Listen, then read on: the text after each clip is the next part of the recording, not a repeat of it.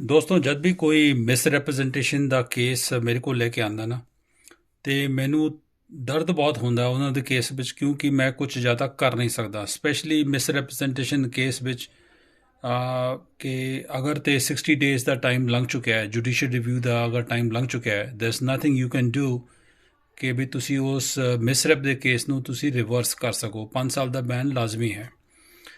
ਤੁਹਾਨੂੰ ਮੈਂ ਕੇਸ ਦੱਸਦਾ ਕਿ ਕੀ ਕੁਝ ਹੋਇਆ ਤੇ ਯੂ ਕੈਨ ਡਿਸਾਈਡ ਕਿ ਵੀ ਮੇਰੀ ਜੋ ਸਲਾਹ ਹੈ ਉਹ ਸਲਾਹ ਠੀਕ ਹੈ ਕਿ ਨਹੀਂ ਹੈ ਹਰ ਇੱਕ ਦੀ ਆਪਣੀ ਆਪਣੀ ਇੱਕ ਓਪੀਨੀਅਨ ਹੋ ਸਕਦੀ ਹੈ ਪਰ ਜੋ ਮੇਰੀ ਵਿਚਾਰ ਹੈ ਉਹ ਤੁਹਾਨੂੰ ਮੈਂ ਫਿਰ ਅੱਗੇ ਦੱਸਾਂਗਾ ਕੀ ਹੋਇਆ ਇੱਕ ਕੁੜੀ ਜੋ ਆਲਰੇਡੀ ਇੱਥੇ ਪੜ੍ਹਾਈ ਕਰ ਰਹੀ ਹੈ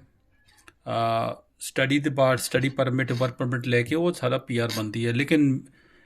before she become a PR ਉਹਨੇ ਆਪਣਾ ਸਪਾਊਸ ਵੀਜ਼ਾ ਲਗਾਇਆ ਕਿਸੇ ਤੋਂ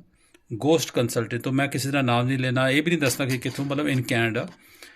ਉਸ ਕੰਸਲਟੈਂਟ ਕੋਲ ਲਾਇਸੈਂਸ ਨਹੀਂ ਹੈ ਲਾਇਸੈਂਸ ਦੇ ਬਗੈਰ ਉਹਨਾਂ ਨੇ ਜੋ ਵੀ ਉਹਨਾਂ ਨੂੰ ਪਤਾ ਸੀ ਉਹਨਾਂ ਨੇ ਐਪਲੀਕੇਸ਼ਨ ਆਪਣੀ ਭਰਤੀ ਹਸਬੈਂਡ ਲਈ ਹਸਬੈਂਡ ਦਾ ਪਹਿਲਾਂ ਇੱਕ ਪੁਰਾਣੀ ਕੰਟਰੀ ਦਾ ਰਿਫਿਊਜ਼ਲ ਲੱਗਿਆ ਸੀ ਉਹ ਵੀ ਨਹੀਂ ਦੱਸਣਾ ਕਿਹੜੀ ਕੰਟਰੀ ਦਾ ਪਰ ਹਸਬੈਂਡ ਦਾ ਲਿਖਿਆ ਕਿ ਵੀ ਨਹੀਂ ਹੀ ਵਾਸ ਨੈਵਰ ਰਿਫਿਊਜ਼ ਮਤਲਬ ਕਿ ਉਹ ਰਿਫਿਊਜ਼ਲ ਦਾ ਉਹਦੇ ਵਿੱਚ ਜ਼ਾਹਿਰ ਨਹੀਂ ਹੋਇਆ ਜਦ ਵੀਜ਼ਾ ਅਫਸਰ ਨੂੰ ਪਤਾ ਲੱਗਿਆ ਕਿ ਵੀ ਇਹ ਪ੍ਰੋਬਲਮ ਹੈ ਕਿ ਪੁਰਾਣੀ ਵੀਜ਼ਾ ਹਿਸਟਰੀ ਨਹੀਂ ਲਿਖੀ ਹੈ ਉਹਨਾਂ ਨੇ ਇੱਕ ਲੈਟਰ ਭੇਜਤਾ ਜਿਹਨੂੰ ਕਹਿੰਦੇ ਪ੍ਰੋਸੀਜਰ ਫੇਅਰਨੈਸ ਲੈਟਰ ਉਹਦਾ ਮਤਲਬ ਇਹ ਹੈ ਕਿ ਵੀ ਤੁਸੀਂ ਆਪਣਾ ਖੁਲਾਸਾ ਕਰੋ ਕਿਉਂ ਤੁਸੀਂ ਝੂਠ ਬੋਲਿਆ ਕੰਸਲਟੈਂਟ ਨੇ ਜੋ ਵੀ ਕੰਸਲਟੈਂਟ ਮੈਂ ਕੰਸਲਟੈਂਟ ਨਹੀਂ ਕਹਾਂਗਾ ਮਤਲਬ ਜੋ ਵੀ ਏਜੰਟ ਵਾਲਾ ਉਹਨਾਂ ਨੇ ਕਿਹਾ ਕਿ ਵੀ ਤੁਸੀਂ ਆਪਣੀ ਗਲਤੀ ਮੰਨ ਲਓ ਕਿ ਮੈਨੂੰ ਨਹੀਂ ਪਤਾ ਸੀ ਮਤਲਬ ਕਿ ਆਪਣਾ ਜੋ ਹਿੱਸਾ ਹੈ ਉਹ ਐਪਲੀਕੈਂਟ 'ਤੇ ਸਿਰ ਤੇ ਮੜਦਾ ਕਿ ਵੀ ਤੁਸੀਂ ਆਪਣਾ ਕਰ ਲਓ ਕਿ ਵੀ ਮੇਰੇ ਤੋਂ ਗਲਤੀ ਹੋ ਗਈ ਜੋ ਵੀ ਕੁਛ ਹੈ ਪਰ ਵੀਜ਼ਾ ਅਫਸਰ ਨੇ ਨਹੀਂ ਮੰਨਿਆ after 15 days procedure fairness letter ਦੇਖ ਕਰ ਨਹੀਂ ਤਸੱਲੀ ਹੋਈ ਉਹਨਾਂ ਦੀ ਆਫਟਰ ਕਪਲ ਆਫ ਮੰਥਸ ਉਹਨਾਂ ਨੇ ਬੈਨ ਕਰਤਾ ਕਿ ਵੀ you are ban this was in 2020 around in that time ਚਲੋ ਐਨੀਵੇ ਉਹ ਬੈਨ ਹੋ ਗਏ ਵਾਈਫ ਨੂੰ ਹਸਬੈਂਡ ਨੂੰ ਕੀ ਪਤਾ ਹੋਣਾ ਵਾਈਫ ਨੂੰ ਵੀ ਪਤਾ ਨਹੀਂ ਸੀ ਕਿ ਇਹਦਾ ਕੀ ਹੋਣਾ ਜੁਡੀਸ਼ੀਅਲ ਉਹ ਟਾਈਮ ਲੰਘ ਗਿਆ ਅਤੇ ਮਤਲਬ ਉਹ ਬੈਨ ਚੱਲ ਗਿਆ ਇਨ ਦ ਮੀਨ ਟਾਈਮ ਵਾਈਫ ਜਿਹੜੀ ਪੀ ਆਰ ਲਈ ਰੈਡੀ ਹੈ ਐਲੀਜੀਬਲ ਹੈ in Canada because of study permit work permit ਹੁਣ ਜਿਨ੍ਹਾਂ ਨੇ ਫਾਈਲ ਲਾਈ ਹੈ ਉਹਨਾਂ ਦੀ ਪੀ ਆਰ ਲਈ ਅਤੇ ਕਿਉਂਕਿ ਆਲਰੇਡੀ ਹਸਬੈਂਡ ਇੱਕ ਮਿਸਰੈਪ ਹੋ ਚੁੱਕਿਆ ਹੈ ਬੈਨ ਅਤੇ ਇਸ ਕਰਕੇ ਵਾਈਫ ਵੀ ਇਨਐਡਮਿਸਿਬਲ ਹੋ ਜਾਂਦੀ ਹੈ ਡੈਟ ਮੀਨਸ ਕਿ ਵਾਈਫ ਵੀ ਇਹ ਪੀ ਆਰ ਅਪਲਾਈ ਨਹੀਂ ਕਰ ਸਕਦੀ ਲੇਕਿਨ ਉਸ ਕੰਸਲਟੈਂਟ ਨੇ ਉਹ ਵੀ ਇਮੀਗ੍ਰੇਸ਼ਨ ਕੰਸਲਟੈਂਟ ICCR ਸੀ ਮੇਰੇ ਖਿਆਲ ਉਹਨਾਂ ਨੂੰ ਨੌਲੇਜ ਨਹੀਂ ਹੋਏਗੀ ਜਾਂ ਦੇਖਿਆ ਨਹੀਂ ਵਟ ਐਵਰ ਗਲਤੀ ਕੰਸਲਟੈਂਟ ਦੀ ਹੈ ਉਹਨਾਂ ਨੇ ਇਹਨਾਂ ਨੂੰ ਸਲਾਹ ਦਿੱਤੀ ਕਿ ਤੁਸੀਂ ਆਪਣੇ ਆਪ ਨੂੰ ਡਿਵੋਰਸ ਸ਼ੋ ਕਰ ਦਿਓ ਡਿਵੋਰਸ ਫਾਈਲ ਕਰ ਦਿਓ ਇਟ ਟੇਕਸ ਟਾਈਮ ਡਿਵੋਰਸ ਨੂੰ ਮਤਲਬ ਇਹ ਹੈ ਕਿ ਕਈ ਵਾਰ ਸਾਲ ਤੇ ਮਿਨੀਮਮ ਲੱਗਦਾ ਹੈ ਸਾਲ ਡੇਢ ਸਾਲ ਲੱਗਦਾ ਜੋ ਵੀ ਕੁਛ ਹੈ ਪਹਿਲਾਂ ਇੱਕ ਤੁਹਾਨੂੰ ਦਿੰਦੇ ਆ ਕਿ ਵੀ ਆਹ ਤੁਸੀਂ ਕਰਕੇ ਦੇਖੋ ਆਹ ਕਰੋ ਫਿਰ ਨੋਟਿਸ ਜਾਏਗਾ ਵਗੈਰਾ ਸੋ ਡਿਵੋਰਸ ਹਾਲੇ ਫਾਈਨਲ ਨਹੀਂ ਹੋਇਆ ਲੇਕਿਨ ਉਸ ਐਪਲੀਕੇਸ਼ਨ ਵਿੱਚ ਇਹ ਲਿਖਤਾ ਕਿ ਵੀ ਸ਼ੀ ਇਜ਼ ਡਿਵੋਰਸਡ ਹੈਰਾਨੀ ਵਾਲੀ ਗੱਲ ਇਹ ਹੈ ਕਿ ਵੀ ਇਮੀਗ੍ਰੇਸ਼ਨ ਨੇ ਉਹਨਾਂ ਤੋਂ ਡਿਵੋਰਸ ਸਰਟੀਫਿਕੇਟ ਕਿਉਂ ਨਹੀਂ ਮੰਗਿਆ which is another I was say immigration ਦੀ ਗਲਤੀ ਮੰਨ ਲਓ ਪਰ ਬਗੈਰ ਡਿਵੋਰਸ ਸਰਟੀਫਿਕੇਟ ਕੀਏ ਹੋਏ ਸਿਰਫ ਲੀਗਲ ਸੈਪਰੇਸ਼ਨ ਵੀ ਨਹੀਂ ਹੈ ਹਾਲੀ ਫਿਜ਼ੀਕਲ ਸੈਪਰੇਸ਼ਨ ਹੀ ਹੈ ਸੋ ਉਹਨੂੰ ਲੈ ਕੇ ਵਾਈਫ ਦੀ ਪੀ ਆਰ ਗ੍ਰਾਂਟ ਹੋ ਗਈ ਕਿਉਂਕਿ ਵਾਈਫ ਇਜ਼ ਕਲੀਅਰ ਕਿਉਂਕਿ ਇਨਐਡਮਿਸਿਬਲ ਤਾਂ ਹੈ ਨਹੀਂ ਕਿਉਂਕਿ she is now divorced from the husband ਜਦਕਿ ਡਿਵੋਰਸ ਸਰਟੀਫਿਕੇਟ ਨਹੀਂ ਹੈ ਇਹ ਵੀ ਇੱਕ ਗਲਤੀ ਹੈ ਐਪਲੀਕੈਂਟ ਦੀ ਗਲਤੀ ਹੈ ਵਾਈਫ ਦੀ ਗਲਤੀ ਹੈ ਜਿਨ੍ਹਾਂ ਨੇ ਉਹਨਾਂ ਨੂੰ ਸਲਾਹ ਦਿੱਤੀ ਉਹਨਾਂ ਦੀ ਵੀ ਗਲਤੀ ਹੈ ਚਲੋ ਵੀ ਇਹ ਵੀ ਗਲਤੀ ਹੋ ਗਈ ਠੀਕ ਹੈ ਹੁਣ ਉਹ ਪੀ ਆਰ ਬਣ ਗਈ ਹੈ ਹੁਣ ਸਵਾਲ ਇਹ ਹੈ ਕਿ ਪੀ ਆਰ ਤਾਂ ਬਣ ਗਈ ਹੈ ਹੁਣ ਪੀ ਆਰ ਦੇ ਬਾਅਦ ਹੁਣ ਹਸਬੈਂਡ ਨੂੰ ਕਿਵੇਂ ਲੈ ਕੇ ਆਏਗੀ ਅਗਰ ਤਾਂ ਉਹ ਫਿਰ ਬੈਨ ਦਾ ਟਾਈਮ ਜਿਹੜਾ 2025 ਤੱਕ ਖਤਮ ਹੋਏਗਾ ਅਗਰ ਉਹ ਦੁਬਾਰਾ ਸਪੋਂਸਰ ਕਰਦੀ ਹੈ ਆਪਣੇ ਹਸਬੈਂਡ ਨੂੰ ਇੱਥੇ ਤੁਸੀਂ ਸ਼ੋਅ ਕਰ ਚੁੱਕੇ ਹੋ ਯੂ ਆਰ ਡਿਵੋਰਸਡ ਹੁਣ ਦੁਬਾਰਾ ਉਸ ਚੀਜ਼ ਨੂੰ ਫਿਰ ਦੁਬਾਰਾ ਮੈਰਿਜ ਕਰਕੇ ਫਿਰ ਦੁਬਾਰਾ ਸਪੋਂਸਰ ਕਰੋਗੇ ਫਿਰ ਉਹ ਜੈਨੂਇਨਨੈਸ ਕਿੱਦਾਂ ਸੈਟਿਸਫਾਈ ਹੋਗੀ ਡੈਟ ਇਜ਼ ਪ੍ਰੋਬਲਮ ਨੰਬਰ 1 ਦੂਸਰਾ ਤੁਸੀਂ ਆਲਰੇਡੀ ਅਗਰ ਆਪਣੇ ਆਪ ਨੂੰ ਡਿਵੋਰਸ ਕੰਟੀਨਿਊ ਕਰਕੇ ਸ਼ੋਅ ਕਰ ਰਹੇ ਹੋ ਤੁਹਾਡੇ ਕੋਲ ਡਿਵੋਰਸ ਸਰਟੀਫਿਕੇਟ ਵਾਲੀ ਇਸ਼ੂ ਹੋਇਆ ਨਹੀਂ ਜਿਹੜਾ ਕੈਨੇਡਾ ਤੋਂ ਡਿਵੋਰਸ ਸਰਟੀਫਿਕੇਟ ਮਿਲਣਾ ਹੈ ਉਹ ਤਾਂ ਗਾਂ ਮਿਲਣਾ ਹੈ ਆਫਟਰ ਫਿਊ ਮੰਥਸ ਉਹਦੇ ਵਿੱਚ ਡੇਟ ਕੁਛ ਹੋਰ ਹੋਗੀ ਤੁਸੀਂ ਪਹਿਲਾਂ ਹੀ ਆਪਣੇ ਆਪ ਨੂੰ ਡਿਵੋਰਸ ਸਰਟੀਫਿਕੇਟ ਸ਼ੋਅ ਕਰ ਚੁੱਕੇ ਹੋ ਉੱਥੇ ਵੀ ਤੁਹਾਡੇ ਵੱਲੋਂ ਵਾਈਫ ਵੱਲੋਂ ਵੀ ਮਿਸਰੈਪ੍ਰੈਜ਼ੈਂਟੇਸ਼ਨ ਦਾ ਚਾਂਸ ਹੈ ਅਗਰ ਇਮੀਗ੍ਰੇਸ਼ਨ ਨੂੰ ਪਤਾ ਲੱਗਿਆ ਕਿ ਵੀ ਮਿਸਰੈਪ ਕਰਕੇ ਵਾਈਫ ਨੇ ਪੀ ਆਰ ਲਈ ਹੈ ਡੈਟ ਮੀਨਸ ਕਿ ਵਾਈਫ ਦੇ ਪੀ ਆਰ ਕਾਰਡ ਸਟੇਟਸ 'ਤੇ ਵੀ ਇੱਕ ਸਵਾਲੀਆ ਨਿਸ਼ਾਨ ਆ ਗਿਆ ਕਿ ਡੈਟ ਮੀਨਸ ਤੁਸੀਂ ਵੀ ਮਿਸਰੈਪ ਕਰਕੇ ਆਪਣੇ ਆਪ ਨੂੰ ਬਚਾਉਂਦੇ ਹੋਏ ਇਨਐਡਮਿਸਿਬਿਲਿਟੀ ਤੋਂ ਬਚ ਕੇ ਤੁਸੀਂ ਆਪ ਪੀ ਆਰ ਲੈ ਲਈ ਹੈ then you are also under removal notice ਚਲੋ ਇਹ ਵੀ ਮੰਨ ਲਿਆ ਕਿ ਵੀ ਅਗਰ ਉਹ ਨਹੀਂ ਵੀ ਸਪੋਂਸਰ ਕਰਦੀ ਆਫਟਰ 3 to 3 years ਜਦੋਂ ਸਿਟੀਜ਼ਨਸ਼ਿਪ ਅਪਲਾਈ ਕਰੇਗੀ ਉਹਦੇ ਵਿੱਚ ਫਿਰ ਮੈਰਿਟਲ ਸਟੇਟਸ ਪੁੱਛਿਆ ਜਾਏਗਾ ਕਿ what is your marital status, what is the name of your husband, when did you get married ਵਗੈਰਾ ਵਗੈਰਾ। ਹੁਣ ਅਗਰ ਤੁਸੀਂ ਪੁਰਾਣੀ ਐਪਲੀਕੇਸ਼ਨ ਵਿੱਚ ਸ਼ੋਅ ਕਰ ਚੁੱਕੇ you are divorced,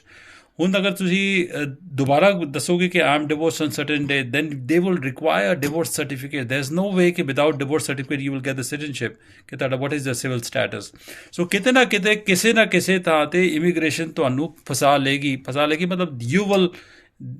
yourself get trapped, ਕਿ ਤੁਹਾਨੂੰ ਮਤਲਬ ਕਿ ਤੁਸੀਂ ਬਚ ਕੇ ਨਹੀਂ ਜਾ ਸਕਦੇ। ਇਹ ਖੁਲਾਸਾ ਹੋਏਗਾ ਜ਼ਰੂਰ ਕਿ ਡਿਵੋਰਸ ਤੁਹਾਡਾ ਹੋਇਆ ਕਿ ਨਹੀਂ ਹੋਇਆ, ਕਦੋਂ ਹੋਇਆ, ਉਹ ਡਾਕੂਮੈਂਟ ਕਿੰਨੇ ਬਣਾਇਆ। ਅਗਰ ਜੇ ਤੁਸੀਂ ਬੈਕਡੇਟ ਕਰਕੇ ਜਿਹੜੇ ਇੱਕ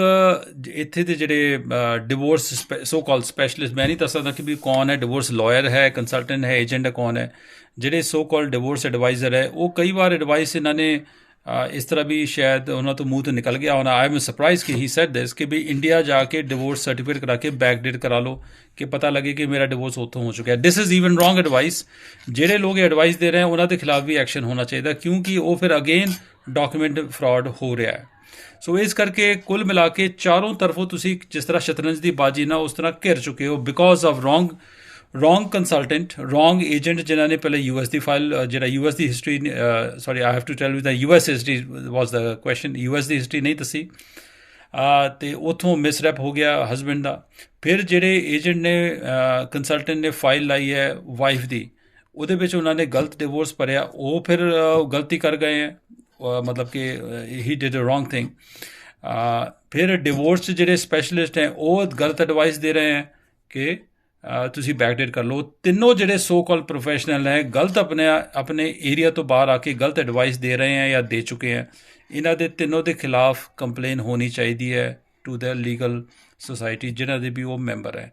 ਸੋ ਮੇਰਾ ਹੁਣ ਸੋਲਿਊਸ਼ਨ ਕੀ ਹੈ? ਹੁਣ ਤਾਂ ਪ੍ਰੋਬਲਮ ਸਮਝ ਆ ਗਈ ਹੋਪਫੁਲੀ। ਮੇਰਾ ਹੁਣ ਸੋਲਿਊਸ਼ਨ ਕੀ ਹੈ? ਸੋਲਿਊਸ਼ਨ ਸਿਰਫ ਮੇਰਾ ਤਾਂ ਨਹੀਂ ਹੈ ਕਿ ਵੀ ਤੁਸੀਂ ਬਚ ਨਹੀਂ ਸਕਦੇ। ਐਜ਼ ਸੂਨ ਐਜ਼ ਪੋਸੀਬਲ, ਜਦ ਤੁਹਾਨੂੰ ਅੱਜ ਪਤਾ ਲੱਗਿਆ ਕਿ ਵੀ ਆਹ ਗਲਤੀਆਂ ਹੋ ਚੁੱਕੀਆਂ, ਚੁੱਪ ਕਰਕੇ ਤੁਸੀਂ ਇੱਕ ਡਿਵੋਰਸ ਸਰਟੀਫਿਕੇਟ ਆਪਣਾ ਪੂਰਾ ਫਾਈਨਲਾਈਜ਼ ਕਰੋ, ਜਿੰਨਾ ਵੀ ਟਾਈਮ ਲੱਗਦਾ ਹੈ। ਡਿਵੋਰਸ ਕਰਨ ਦੇ ਬਾਅਦ ਇਮੀਗ੍ਰੇਸ਼ਨ ਨੂੰ ਲੈਟਰ ਲਿਖੋ ਥਰੂ ਵੈਬ ਫਾਰਮ ਔਰ ਥਰੂ ਰੈਗੂਲਰ ਲੈਟਰ ਕਿ ਵੀ ਮੇਰੇ ਤੋਂ ਇਹ ਗਲਤੀ ਹੋ ਚੁੱਕੀ ਹੈ,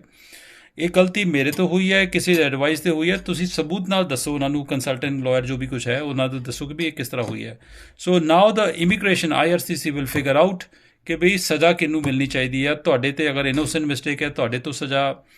ਮਤਲਬ ਕਰਕੇ ਉਹਨਾਂ ਦਾ ਪੂਰਾ ਹੋ ਜਾਏਗਾ, ਜਾਂ ਫਿਰ ਉਹਨਾਂ ਨੂੰ ਜਿਨ੍ਹਾਂ ਨੇ ਐਡਵਾਈਸ ਦਿੱਤੀ ਹੈ ਉਹਨਾਂ ਨੂੰ ਵੀ ਲਪੇਟ ਲਿਆ ਜਾਏਗਾ। ਸੋ ਇਹ ਕਰਕੇ ਸ਼ਾਇਦ ਕੋਈ ਗੁੰਜਾਇਸ਼ ਹੋ ਸਕਦੀ ਹੈ ਹਿਊਮੈਨਿਟੇਰੀਅਨ ਕੰਪੈਸ਼ਨ ਗਰਾਊਂਡ 'ਚ ਤੁਹਾਡੇ PR ਬਚ ਰਿਹਾ, ਅਦਰਵਾਈਜ਼ ਤੁਹਾਡਾ PR ਮੰਨ ਕੇ ਚਲੋ ਗਿਆ। ਦੂਸਰਾ, ਹਸਬੈਂਡ ਨੂੰ ਮੈਂ ਇੱਕ ਜਿਹੜੇ ਇੰਡੀਆ ਬੈਠੇ ਆ ਉਹਨਾਂ ਨੂੰ ਮੈਂ ਐਡਵਾਈਸ ਦਿੱਤੀ ਕਿ ਵੀ ਤੁਹਾਡਾ ਆਪਣਾ ਪ੍ਰੋਫੈਸ਼ਨ ਕੀ ਹੈ, ਤੁਸੀਂ ਆਪਣੇ ਪ੍ਰੋਫੈਸ਼ਨ ਨੂੰ ਸਟਰੋਂਗ ਕਰੋ। ਕੁਛ ਤੁਸੀਂ ਐਜੂਕੇਸ਼ਨ ਲਓ ਜਾਂ ਟ੍ਰੇਨਿੰਗ ਲਓ, ਕੁਛ ਕਰੋ, ਆਪਣਾ ਇੱਕ ਤਿਆਰੀ ਕਰੋ ਕਿ ਤੁਸੀਂ ਸੈਟਲਮੈਂਟ ਕਰਨੀ ਜੇ ਅਗਰ ਇੰਡੀਆ ਨਹੀਂ ਰਹਿਣਾ। ਸੋ ਮੁੜ ਕੇ ਵਾਈਫ ਜਿਹੜੀ ਆਲਰੇਡੀ ਪੜ੍ਹੀ ਲਿਖੀ ਹੈ, ਆਲਰੇਡੀ ਕੈਨੇਡਾ ਦਾ ਐਕਸਪੀਰੀਅੰਸ ਹੈ, ਆਲਰੇਡੀ PR ਹੈ, ਜੇ ਅਗਰ ਇੰਨਾ ਸਾਰਾ ਅਗਰ ਤੁਸੀਂ ਨਹੀਂ ਝੱਲ ਸਕਦੇ, ਕੈਨੇਡਾ ਦੀ ਜਿਹੜੀ ਇਨਵੈਸਟੀਗੇਸ਼ਨ ਨਹੀਂ ਹੈ, ਤਾਂ ਚੁੱਪ ਕਰਕੇ ਕੈਨੇਡਾ ਨੂੰ PR ਕਾਰਡ ਨੂੰ ਸਰੈਂਡਰ ਕਰਕੇ, ਕੁਰਬਾਨ ਕਰਕੇ ਆਪਣਾ ਦੂਸਰੀ ਕੰਟਰੀ ਜਾਓ, ਅਤੇ ਤੁਹਾਡੇ ਕੋਲ ਕੈਨੇਡਾ ਦੀ ਹਿਸਟਰੀ ਆਲਰੇਡੀ ਹੈ, ਤੁਹਾਨੂੰ ਦੂਸਰੀ ਕੰਟਰੀ ਦਾ ਈਜ਼ੀਲੀ ਵੀਜ਼ਾ ਮਿਲ ਜਾਏਗਾ। ਚੁੱਪ ਕਰਕੇ ਆਪਣੇ ਹਸਬੈਂਡ ਨੂੰ ਲੈ ਕੇ ਜਾ ਕੇ ਕਿਸੇ ਦੂਸਰੀ ਕੰਟਰੀ ਸੈਟਲ ਹੋ, for example in Europe, may be perhaps in Australia, ਜਿਹੜੀ ਮਰਜ਼ੀ country. I am not saying one country is better than another, ਜਿਹੜੀ ਮਰਜ਼ੀ ਕੰਟਰੀ ਤੁਹਾਨੂੰ ਪਸੰਦ ਆਉਂਦੀ ਹੈ ਉਸ ਕੰਟਰੀ ਜਾ ਕੇ ਆਪਣਾ ਸੈਟਲਮੈਂਟ ਕਰੋ। That is the best way out. So ਤੁਹਾਡੀ ਕੀ ਰਾਏ ਹੈ, ਤੁਹਾਡੀ ਕੀ ਸੋਚ ਹੈ, ਤੁਹਾਡੀ ਕੀ ਫੀਡਬੈਕ ਹੈ? I am also asking immigration lawyers consultant, ਤੁਸੀਂ ਆਪਣੀ ਰਾਏ ਜ਼ਰੂਰ ਦੱਸੋ ਕਿ ਕੀ ਲਿਖਿਆ, ਆਪਣਾ ਜੋ ਵੀ ਲਿਖ ਕਰ opinion. So I want to see and I want to get a feedback. ਪਰ ਇਹ ਇੱਕ ਗੱਲ ਹਮੇਸ਼ਾ ਚੇਤੇ ਰੱਖੋ ਕਿ ਵੀ ਜਦ ਵੀ ਤੁਸੀਂ ਕਿਸੇ ਅਨਲਾਇਸੈਂਸਡ ਪ੍ਰੋਫੈਸ਼ਨਲ ਨੂੰ ਡੀਲ ਕਰਦੇ ਹੋ, you are always at a risk of wrong advice or wrong treatment. ਤੁਹਾਡੇ ਕੋਲ ਕੋਈ ਮੁਆਵਜ਼ਾ ਨਹੀਂ ਹੈ। ਜਿਹੜੇ ਹੁਣ ਪਹਿਲੇ ਕੰਸਲਟੈਂਟ ਨੇ ਜਿਨ੍ਹਾਂ ਨੇ ਉਹ ਜਿਹੜਾ US ਵੀਜ਼ਾ ਹਿਸਟਰੀ ਨਹੀਂ ਪਾਈ ਸੀ, ਉਹਨਾਂ ਦੇ ਖਿਲਾਫ ਤੁਸੀਂ ਕੁਝ ਕਰ ਨਹੀਂ ਸਕਦੇ ਕਿਉਂਕਿ ਉਹਨਾਂ ਕੋਲ ਲਾਇਸੈਂਸ ਨਹੀਂ ਹੈ, ਉਹ ਟਰੈਵਲ ਏਜੰਟ ਹੈ, ਫਲਾਨਾ ਏਜੰਟ ਕੋਈ ਹੋਰ ਹੈ।